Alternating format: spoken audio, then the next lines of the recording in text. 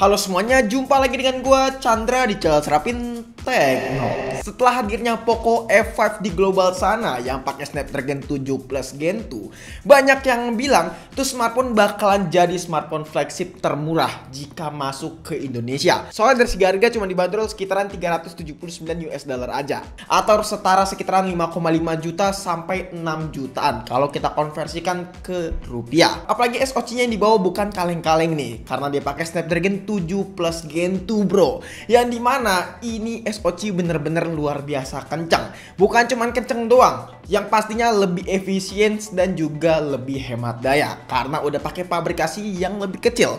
Maka dari itu di video kali ini kita akan coba kupas tuntas nih ya tentang Snapdragon 7 Plus Gen 2 di episode Sadapin Kelas bareng gua Chandra. Tapi sebelum lanjut, yang lebih parah itu kalau misalnya kalian gak subscribe dan like video ini.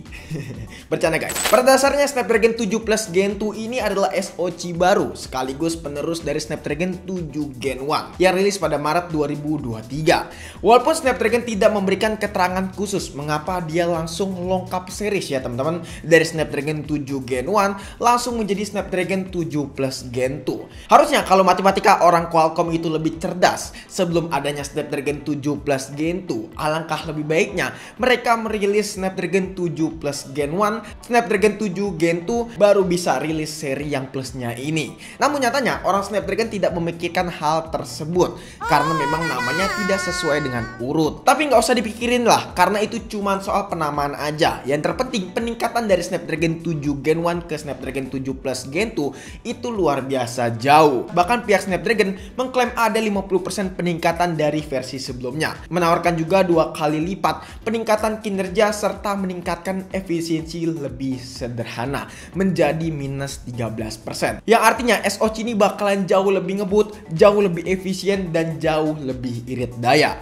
Kalau kita bandingkan dengan Snapdragon terdahulunya, yaitu Snapdragon 7 Gen 1, dari angka clock speed di versi yang baru ini ada peningkatan. Sebelumnya itu cuma di angka 2,4 GHz dan di versi ini menjadi 2,9 GHz. Dengan adanya peningkatan clock speed yang jauh lebih tinggi, otomatis performanya yang ditawarkan itu bakalan jauh lebih tinggi juga ya teman-teman. Bahkan sampai PD-nya Qualcomm menyebutkan jauh lebih meningkat hingga 50%. Pede banget bukan tuh Qualcomm. Tapi jujur, bagian clock speed ini menurut gue tidak terlalu tertarik ya, karena ini cuman sebatas angka doang. Tapi yang lebih menarik, fitur yang dibawakan dari Snapdragon 7 Plus Gen 2 ini bukan sembarangan fitur biasa, karena Snapdragon dengan baik hatinya menawarkan fitur layaknya Snapdragon versi flagshipnya. Yap, Snapdragon 8 Gen 1, yang lainnya nggak bukan. Seperti layaknya fitur auto variable rate shading yang dapat merender adegan gambar dalam resolusi yang lebih tinggi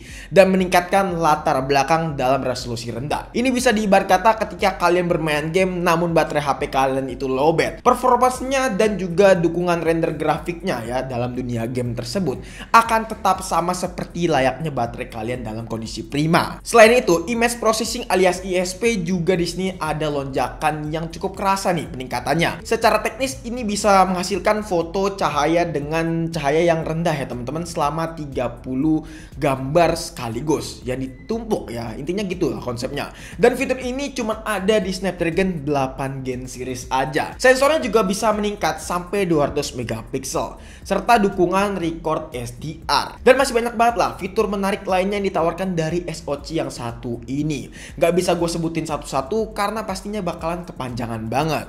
Tapi pada intinya SoC ini bukan sembarang SoC yang bisa dilihat dari angkanya aja. Walaupun ada angka 7 di awal, tapi ini bisa dikatakan sekelas SoC flagshipnya Snapdragon ya, terutama 8 Gen series ya teman-teman.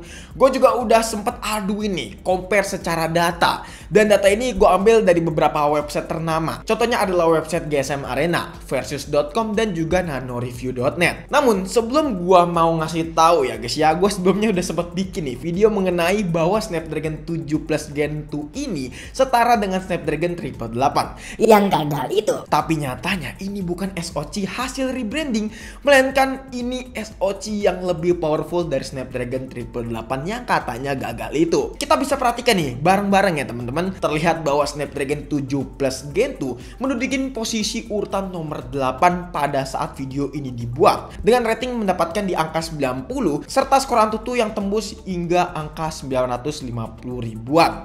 Lalu urutan 9 di sini ada Snapdragon 8 Gen 1 dengan rating 89 serta skor Antutunya yang tembus di angka 960 ribuan. Dan baru tuh di urutan nomor 16 ada Snapdragon 888 yang cuma dapat skor Antutu di angka 800 ribuan aja.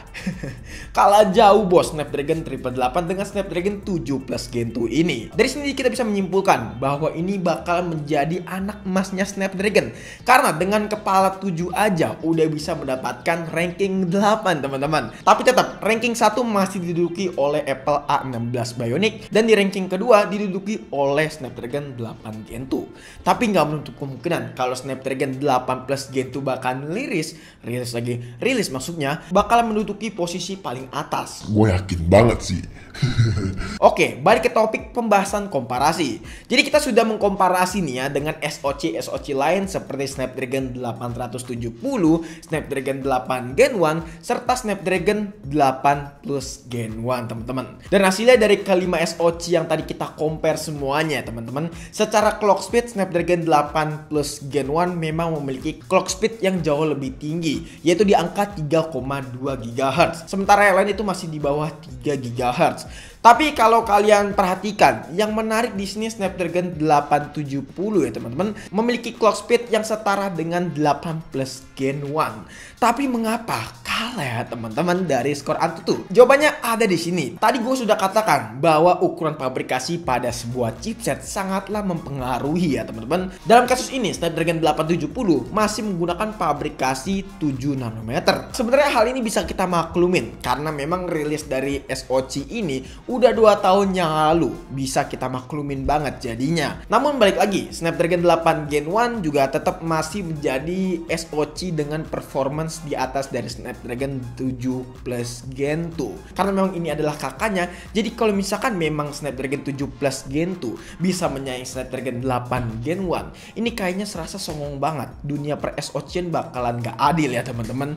Masa ya adek baru lahir udah langsung kurang ajar gitu loh. Tapi kalau dari segi kestabilan dan juga efisiensi daya, sepertinya memang Snapdragon 7 Plus Gen 2 ini bakalan lebih baik ketimbang Snapdragon 8 Gen 1 karena ini adalah versi SoC yang lebih baru daripada seri sebelumnya. Kesimpulannya dari pembahasan ini kita bisa lihat nih ya teman-teman, Snapdragon 7 Plus Gen 2 bukan sembarang SoC, apalagi kalau sudah sekelas dengan Snapdragon 8 Gen 1 dengan adopsi fitur yang sama juga kayak kakaknya. Tapi balik lagi nih, gua nggak bisa memberikan experience yang lebih dan data yang jauh lebih akurat karena gua sendiri belum memegang SoC yang satu ini. Apalagi dari sektor kamera yang banyak banget improvement dari segi ISP alias image processing. Salah satu harapan kita semua cuma melalui smartphone yang nantinya apa kira-kira bakalan rilis di Indonesia dengan SoC Snapdragon 7 Plus Gen 2 ini. Apakah Poco, apakah iQOO, apakah Oppo, apakah Samsung, apakah King Phoenix? King Phoenix pawang MediaTek bos. Jadi intinya waktu aja yang menjawab. Kita tunggu kapan rilis smartphone yang pakai Snapdragon 7 Plus Gen 2. Jadi mungkin cukup sekian aja video kali ini. Kalau misalnya kalian punya pendapat atau punya pertanyaan lainnya, bisa tulis di kolom komentar.